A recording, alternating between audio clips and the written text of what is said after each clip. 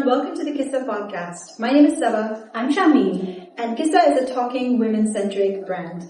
Our podcast aims to highlight inspiring Pakistani women and their achievements in Bahrain, GCC and globally. And our goal is to positively highlight the Pakistani name by celebrating Pakistani women, Pakistani food and Pakistani culture. And today we have a very special guest with us. She's only 27 years old and she's already an entrepreneur, a restaurateur, is that how you say it? A restaurateur, and also a designer and consultant. So welcome, Aruba. Thank you for having me, Saba and Shami. Really looking forward to our conversation today and sharing my Kissa. Thank you for being here, Aruba. I think I personally know Aruba in several capacities. My earliest memory of going to DDK, Desi Dastarkhan, and then of course in capacity of meeting socially, and then meeting in PWA, the Pakistani Women's Association, and then meeting in other places, and then we'll get into how I know you more. Yeah. And I met you very recently at an event a couple of months ago, and met you and your mother, and I was just blown away by what I learned about you. So let's learn about Aruba. Yes, let's do. And so let's start with the basics, or let's start from where you started.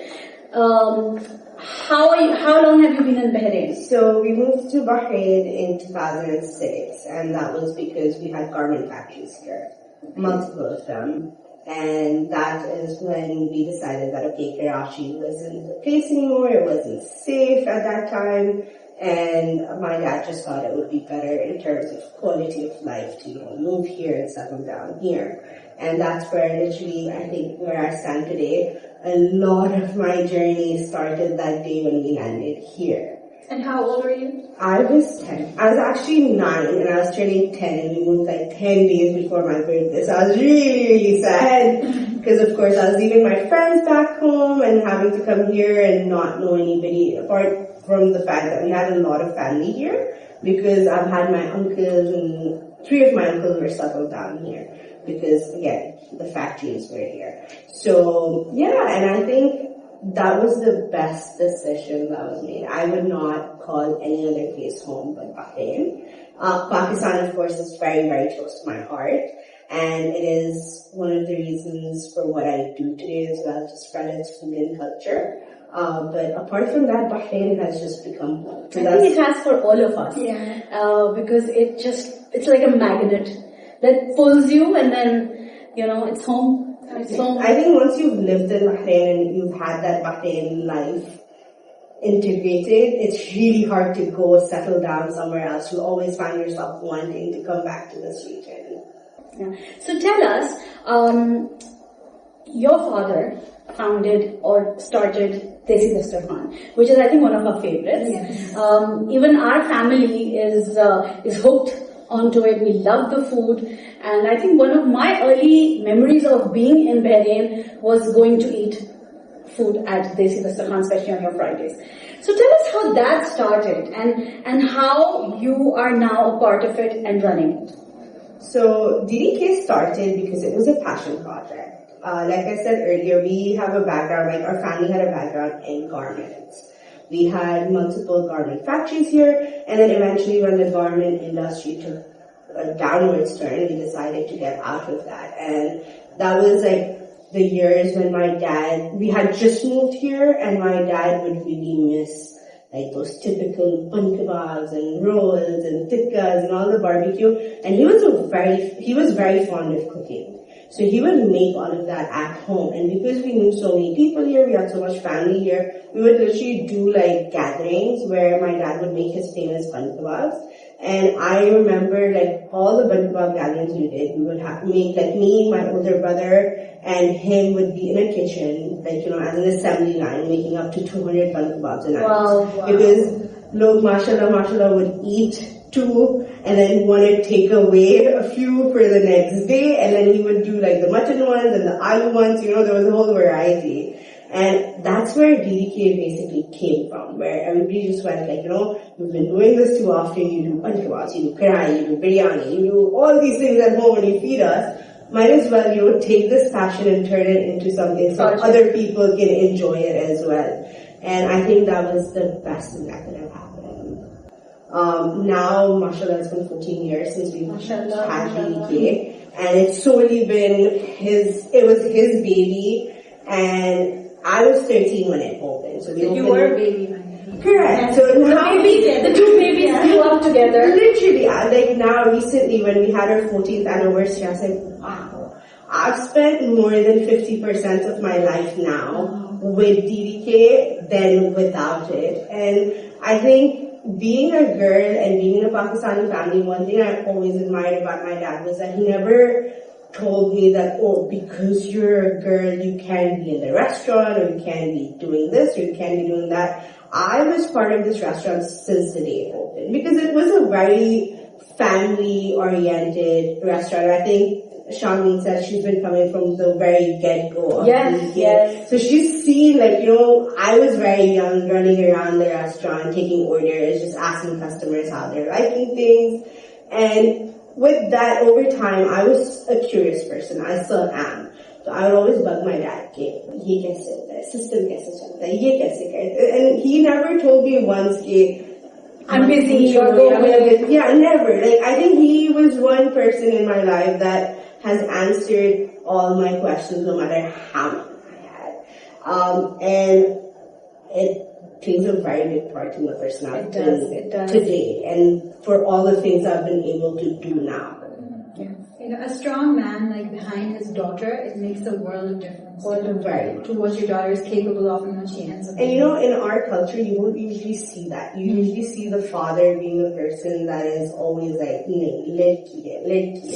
and protective. That, and I think I appreciate my family more than anything, because they've given me that space to be who I am. And I've always been a rebellious child. I never liked the social constraints. I've always Another unapologetic guest of ours. Yeah, because I've been brought up around two brothers. I have a younger brother who's 7 years younger than me. I have an older brother that's 3 years older than me. And I was the only girl. And my mom I've never seen my mom be those typical, very girly mothers. I think none of us have. Yeah. I think also we all have been very lucky to have strong mothers, strong fathers, supporting families. Exactly. So for me, I've always just been a person that was inspired by business, seeing my dad be a businessman all his life. I think that's what sparked it within me as well. I think we see such a, your roots being into what your father was doing. You've held on to that heritage. That's your inheritance. Of course, since we know a little about you, your father, of course, sadly, he passed away a few years back. And then obviously you and your mother took over DDK, Kissa Khan. Am I wrong to say you rebuilt it? Or you took it off again? Could you tell us your story, how you grabbed onto it and how now it's succeeding and then flowering again? Plus also, I would love to know how you got through the grief and still continued something that reminded you of your father all the time. Okay, that's gonna get very deep. That's okay. So for me, the restaurant has always, like I said, I've been part of it since I was so young, and that is one of the reasons why I went to Dubai and studied hospitality, right? Because again, being a Pakistani girl, it was always oh, kya karogi, do something so you can continue it after shadi and all of that. And for me, it was okay, you know what? I'm gonna go study hospitality. My dad has a restaurant. I'll work with him. Nobody can say anything to me. There are gonna be no issues. And I think the more I worked with him, even at those younger ages when I wasn't really doing anything but just learning from him, I just realized that this is something I love. I love feeding people, I love hosting people, and it just comes to me very naturally. And that's why when my dad passed away 6 years ago almost now, it was difficult. Because for me it was a shock, since it wasn't something that we were anticipating. He wasn't sick or anything. It was just his time. And, that was kind of that was something that enlightened something in me where I was okay, we don't really know. He was here last night, and in Fajr, we got a call that he's in the hospital, 15 hours in the hospital, and he's gone. So that really got me thinking about life, that, you know what? We really truly never know how much time we have. But that is dealing with death in general, right? And my way of dealing with grief is silent. So even today, when people condole me on his passing or say something, now I've gotten better where I just don't laugh it out. But initially, when it had happened, it was very difficult. So for the longest time, Mama was the face in front of DDK, because initially when I did try doing it and people would come and, give condolences or say anything, it's not that I'm happy, but that's just my way of dealing with it. That was your coping mechanism. That is my coping mechanism, and I don't think there's any harm in it. Because for me, I remember my dad with the best of memories. He was my best friend. We've had the most beautiful memories together. And I would want to remember him with laughter rather than any other. That makes so much sense. Yeah. And that is so endearing to know, Even when I think of my mother, I think, and to anyone who knows me knows, of course, my background of how I got into philanthropy. But whenever I think about her, it's like I also think about her because she was doing this while she was lying on the bed. She was doing charity causes and doing something for somebody else, and that's how I connect with. I think all our lives, everyone, we connect with that one thing that your parent has left you. Exactly, and I think you've met my father, yes, and you had the chance, to be fed. I think we've been in one of those parties where we did get the bun kebab parties. Oh wow! I remember that. So you knew how he was. He was not like, I don't think my father would want me to be all sad and depressed. Yeah. And I always believe that you have a choice. A year and 4 months before, actually a year and 2 months before my dad passed away, my nanny passed away the same way. Mm-hmm. She was there one night, the next morning she wasn't there. And at that time I realized that, okay, I don't leave well with dad. And then losing someone so close to me like my father, who literally was my backbone, I realized that I have a choice. Either I can sit with my loss and just grieve over the fact that, he's gone and that's it, life is over, or I can take everything that he's taught me in the 21 years that he was there and build upon that, so that, when he looks down to me, he sees that, okay, you know what, I did a good job, she's okay, she'll survive. And I think, for me, the most important thing, or the thing that keeps me going, is that, what is he going to think if he's looking down on me? Oh, it's a great way of thinking about it. I really want to know the journey. Like, how was DDK at the time when he passed away? And obviously there would be challenges, because I know that he taught you everything that you needed to know to run the business, but when he's not there, did you still feel like there were missing pieces that you have to learn? Of course. So a year before my dad passed away, I had come back from Dubai. I hadn't done my associate's degree. So I was working for a year with him, where we had a system where I'd go in the day and take care of all the reports and the purchase and XYZ. And then he would pretty much just go at night, take a look at it, approve what needed. Or if I made any mistakes, he would correct them and then tell me that, hey, you did this, make sure it doesn't happen.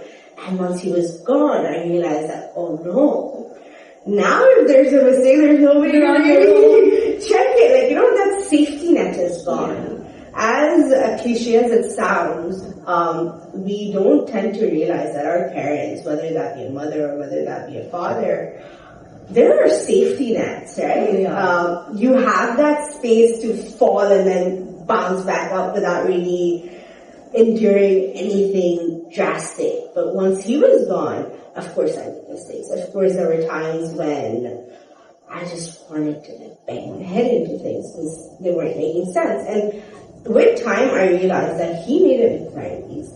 Despite the fact that I've been part of the journey all this time, seeing him play the role that he played, he made it feel so easy that even now there are times when I go it's been 6 years since I've been doing this, and I still sometimes have moments where I'm like, how did he manage to do this so seamlessly? And you could never tell that he was upset or depressed or he was going through something.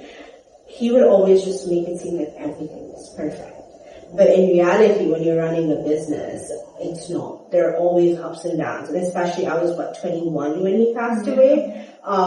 Having a mother, having a younger brother that was 14 at that time, having an older brother who had been away from us because he was settled in Canada, come in and him trying to figure things out, me trying to, hold on to that memory because, again, DDK is my baby. Has been mine and my dad's baby, and now I like say it's my baby that I am growing bit by bit. And the question you asked earlier that, do I think I've redone it?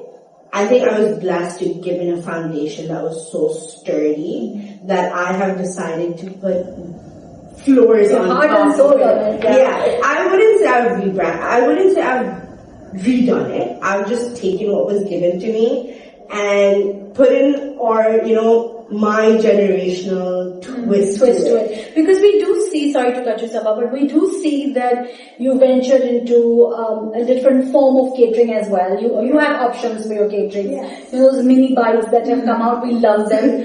And a lot of other recipes that you have come out with, and I think they're your father's recipes, right? So the newer ones are mine. Okay. Food kind of runs in our family. We love food. We like experimenting. The main menu at DDK is all my mom, my dad, and my grandmom's recipes. The new ones that I've put out, the specials, like the Wednesday specials, which was the Sikh kebab karai, the ribs that we launched during our anniversary, and hopefully there's one more thing that's coming soon, but that would be per order. Those are all kind of his teachings, my recipe, experimenting and seeing how it goes. But alhamdulillah, I think, and okay, funny story. When I was in university in Dubai, I couldn't cook to save my life. And I got into this cooking challenge with my best friend at that time, and we decided to do a biryani cook-off. And I said, you know what, I'm going to make you Karachi ki biryani with the aloo and this and that. It's like, fine, I'll make Multan ki biryani. I've challenged Arabia. Never had biryani. But I remember calling my dad up and I'm like, listen, Papa, I need to make biryani. I don't know how to do this. And I can never forget that memory because he stayed on FaceTime with me for the entire process of me making biryani in my dorm room. And then after that, I did cook a few other things, but I think that technology is such a blessing. Yeah. Because, for example, my daughter just left for Canada, and I said, I need to see you at times. And if you're busy, that's fine. Just keep the thing open. I mean, I cannot even imagine, a life without this anymore. So I want to circle back because it's so interesting, and we always talk about like synchronicities and the way life is going, it's meant to be. It's so funny that your father chose you to kind of, groom to be in the restaurant and things like that. I wouldn't say chose. It kind of happened organically. It kind of happened organically because, like I said, I have a brother that's 7 years younger than me. I have an older brother that was settled in Canada when he went off to university, and he's been there. So he would come for a month every year or 2 months every year. And I've just been here. Even when when I went off to Dubai, I was still very close by. And I like to believe that out of all my siblings, I'm the one that has the most passion when it comes to this. And that again comes because I've been part of it from the get-go. I see that passion because even when there's a catering, she's there doing the finer details. I feel like I don't see any. Yes, and grown it in a very special way. Yes, it has. It is definitely, you can see it. You can definitely see it. And that's all because of the DDK story, right? DDK isn't a commercial restaurant. And that's what I tell a lot of my customers and people that are new that are coming into the restaurant or newly moving into Bahrain. I tell them that you're coming to DDK because you want to have the food that touches your soul.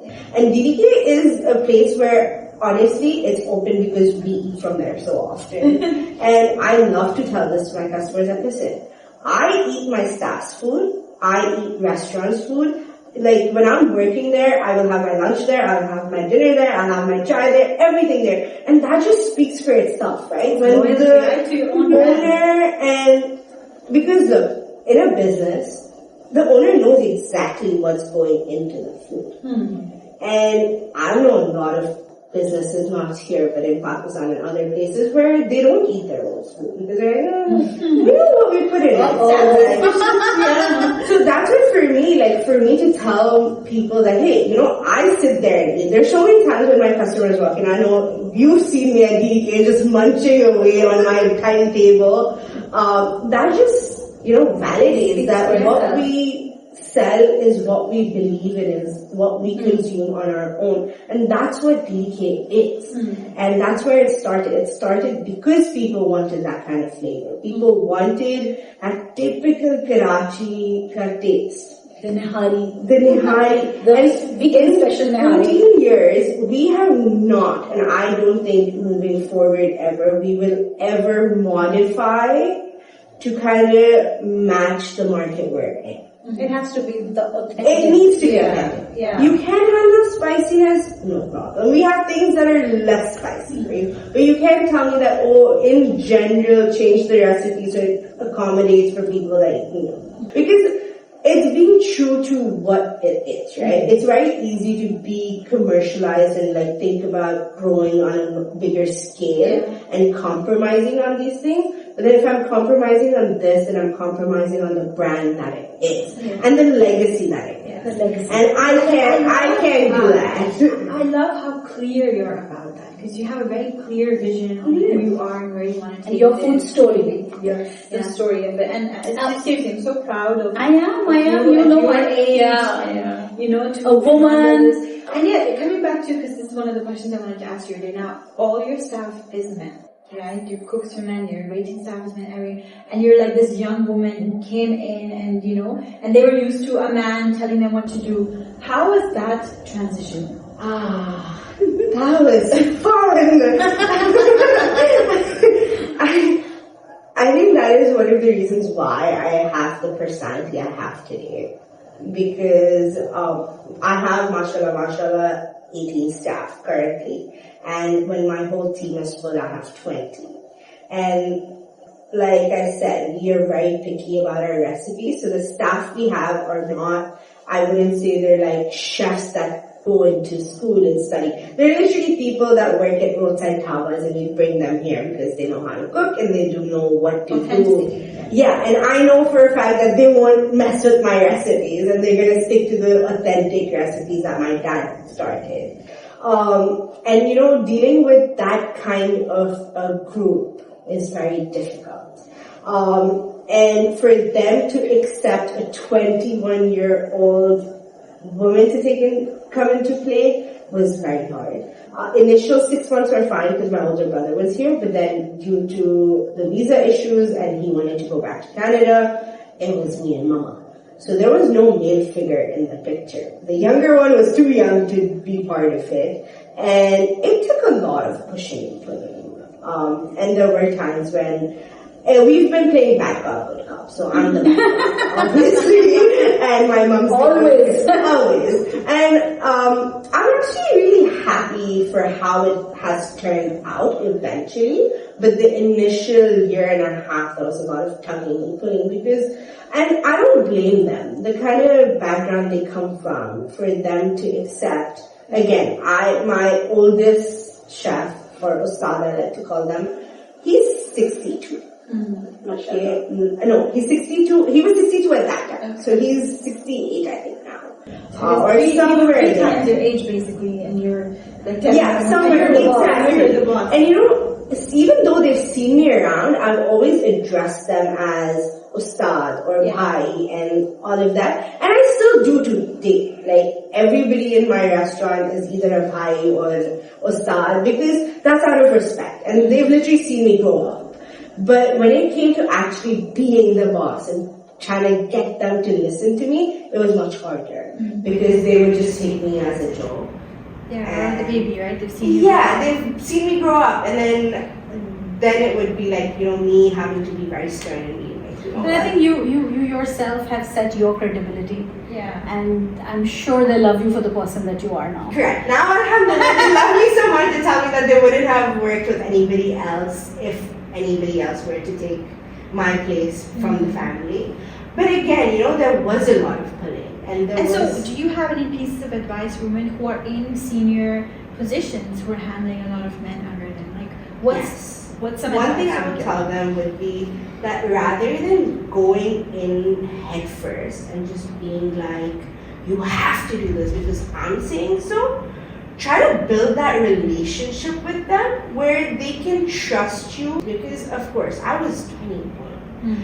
And before that, my dad was behind me. I could go into the restaurant and say anything to anybody, and if they had a problem, they'd go speak to my dad. And my dad would always back me up. That was one thing I loved about him. Even if I were wrong, in front of the staff, he would always keep that image.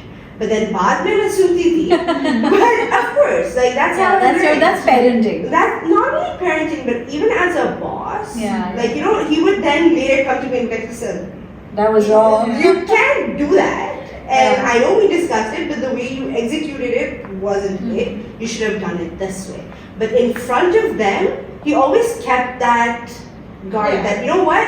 If she said it, baat khatam. Yeah. You gotta do it. So for them, me not having that backup was again a way for them to challenge it. But then that's where I had to just put my foot down and be like. And I think you've done a wonderful job. Yes, And this was your food story. Yes. Coming to your story, okay, we know that you faced challenges in that also. And I think we would like to know how you overcome a lot of personal challenges and became the woman that you are today. Life, I think, takes its own turn. With what had happened in my personal life, I've come to believe that, everything happens for a reason. And with what I did go through, I think one thing that really helped me out of it was my faith. And I think if it wasn't for my faith, I would still have been stuck into it, and I wouldn't have been able to make the decisions that I was able to. And then I'm very blessed and lucky to have the family I have. Because now times are changing and parents stand by their daughters, but still in many families, in many cultures, leaving a marriage is a, or even to talk about it is a taboo. Divorce is still a taboo topic in our culture. So, and it's not an easy and I know you look happy and you're this. I've always seen you that way. Happy, yeah. Mashallah. But I'm sure that point must have been a very challenging situation. It was. I filed for divorce 5 months after my marriage. In our culture, we all know that is not something that is very commonly accepted. And again, I am blessed to have the family that I have and the support that I have, because one thing I can say for sure is that when I was coming to this decision, not one thought was, what if my family doesn't support me? Or log kya kahenge. Or log kya kahenge.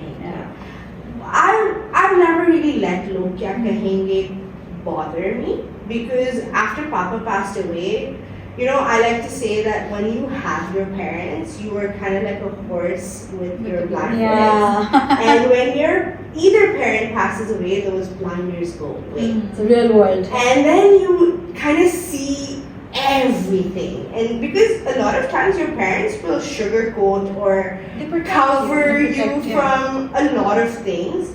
And once they're gone, though mama's still there, still reality does hit you. And when that happened and the challenges that were faced at that time as well, I realized that I don't care to what people have to say, because people are not paying my bills. People are not feeding me. They're not living your life. Not only that, people aren't doing anything for me but just sitting and watching and making their narrative of my life.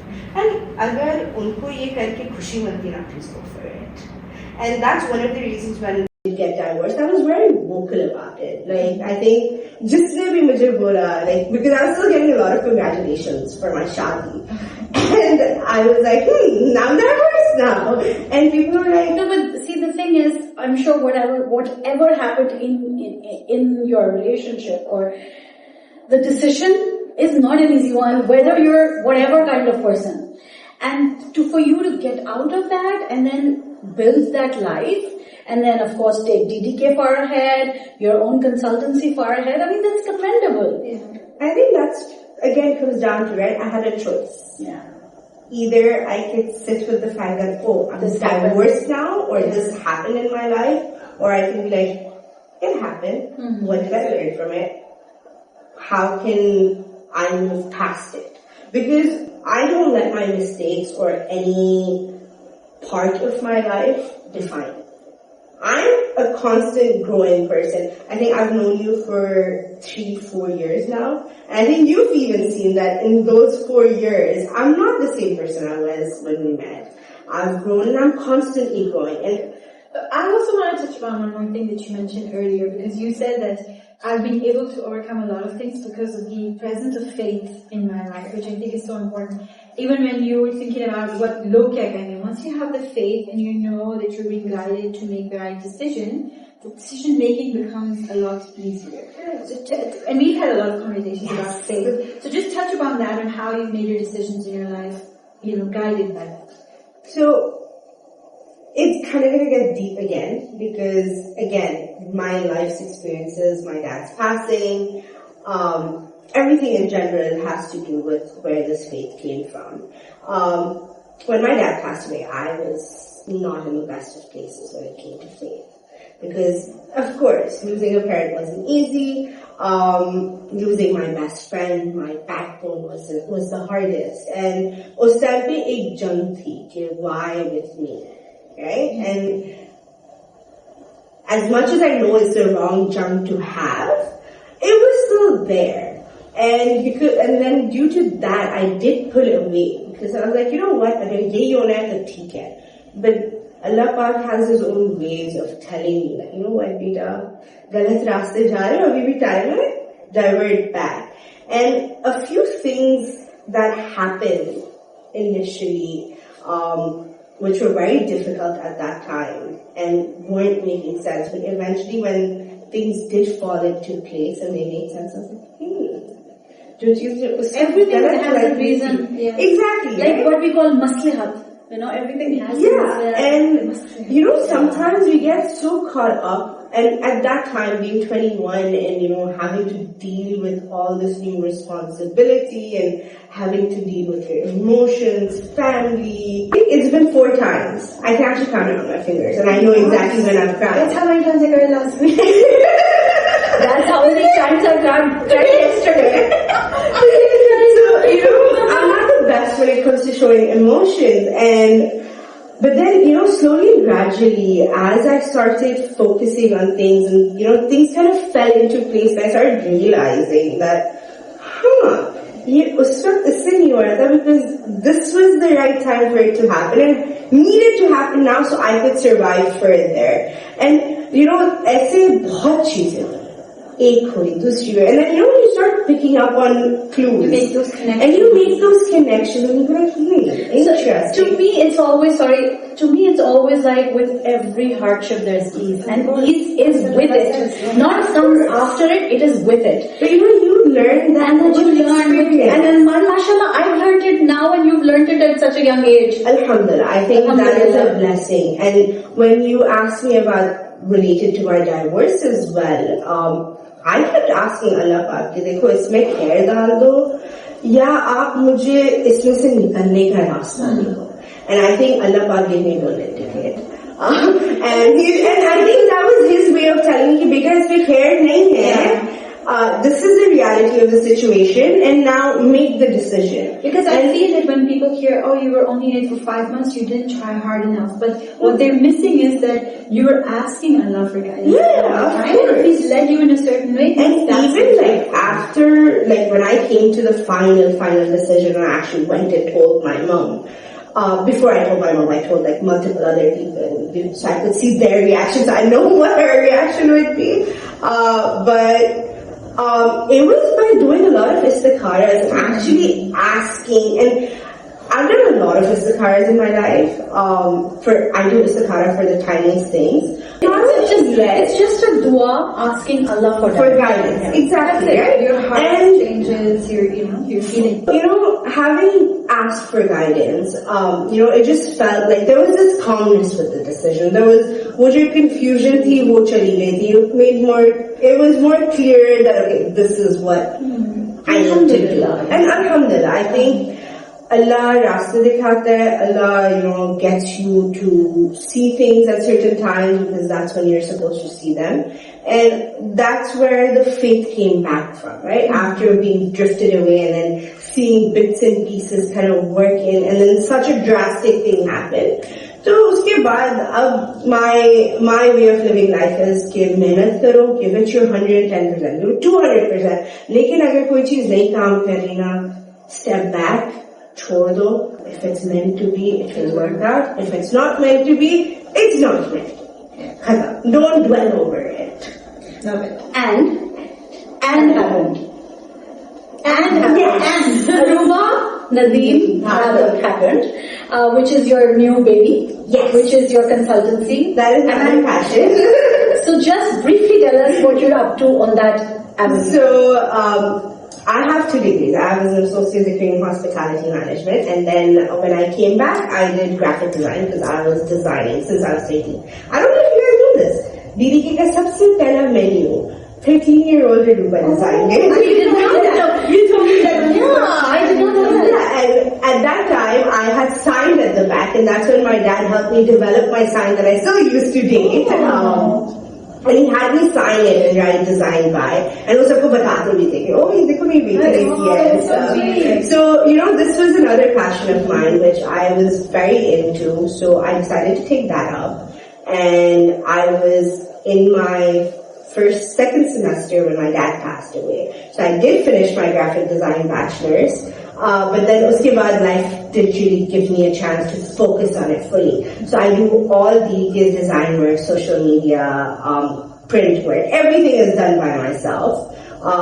And now I thought it was just time that I've been helping a lot of people outside of that as well, where I have my own clients. I'll consult them on either business growth or designing or branding. So now I was like, maybe it's time I make my own brand and have another baby of mine, which is very difficult. Having to run 2 things, a restaurant, which is a 24-hour job, and then having another passion that you want to build up. But alhamdulillah, I think it's just putting in the time and work. Okay, I can raise one baby. Yeah. You Unless it's the middle child syndrome, you're good. I am the middle child. Amazing, Aruba, amazing. I think I'm so inspired. So Aruba, after all the serious stuff and getting to know you and your stories, I want to know about your food, your favorite food. I want to know your favorite Pakistani food. My favorite Pakistani food is my dad's fish biryani. Which I make now. Alhamdulillah, bahut achhi banti hai. Do we get that at the restaurant? You can place an order for it. Okay. By order only. Yes, by order. And speaking of food at DDK, one of the things that are really special there is your masala drink that you have bought for us today. Yes. I have not had it in a while, so hold on to your. But we're going to try it. I've never tried this before, so go ahead, Sabah. I have a question. Yeah. So since you've never tried it, when you hear masala drink, what goes into your I think head? of masala chai, to be honest, because that's the only other masala drink that I've had. This is cold, and it has your special masala recipe and Sprite. Yes. It has something. There are 2-3 secret ingredients in this. Okay. And you're not going to share yours with us, unfortunately. Okay. It's okay. So we are having one with Sprite, but you can also make it with club soda? So we've, typically in Karachi, when you go to the Kissa to have it, it's done with soda. Okay. But soda here is not like the soda in Pakistan. Oh, okay. Yeah, zyada thodi bitter hoti hai, so we opt for Sprite, so it's nicer. And let's dig in. I want to see your first reaction.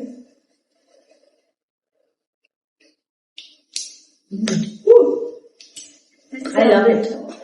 I love it. It's tangy. It's not. I was thinking it would be more like spicy and just going. No. It doesn't. It's nice. It's refreshing.